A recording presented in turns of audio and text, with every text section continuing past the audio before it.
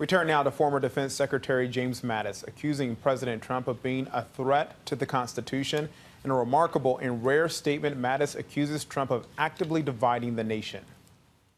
This morning, former Secretary of Defense James Mattis tearing into President Trump, writing, "We are witnessing the consequences of 3 years without mature leadership. We can unite without him." In an essay published in the Atlantic magazine, Mattis blasts the president for threatening to deploy the military to crack down on protests in U.S. cities. "I am your president of law and order." General Mattis writing, "Donald Trump is the first president in my lifetime who does not try to unite the American people, does not even pretend to try." The former defense secretary took aim at the administration's decision to disperse peaceful protesters near the White House Monday, clearing the way for a Trump photo op outside a church vandalized the previous night. The general saying he took an oath to defend the Constitution. "And never did I dream that troops taking that same oath would be ordered under any circumstance to violate the constitutional rights of their fellow citizens, much less to provide a bizarre photo op for the elected commander-in-chief with military leadership standing alongside."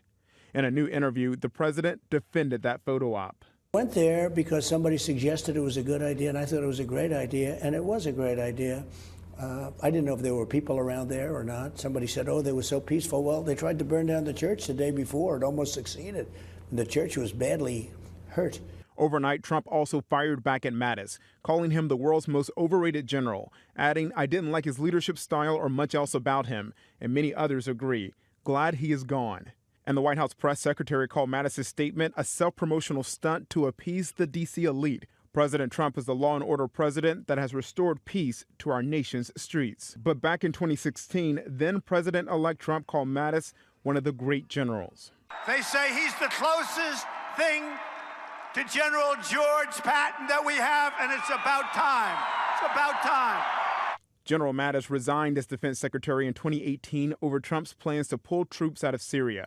ABC's Martha Raddatz spoke to Mattis last night shortly after his criticism of the president was published. He said enough is enough, that he really had tried to stay out of it, that he really didn't want to directly attack Donald Trump for all this time. I have known him for so many years. I have known him in Iraq and in other real battle spaces, and he is the most apolitical person you've ever wanted to meet, so this is really quite remarkable. And now, an abrupt reversal from current Defense Secretary Mark Esper. The Pentagon had ordered 200 active-duty military troops in the D.C. area to go home.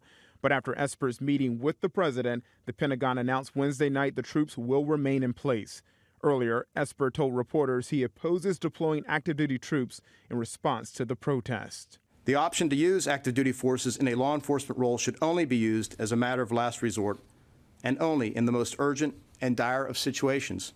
We are not in one of those situations now." The former chairman of the Joint Chiefs of Staff is also condemning the use of tear gas on peaceful protesters. Mark Mullen says the incident outside the White House Monday risks further politicizing our armed forces.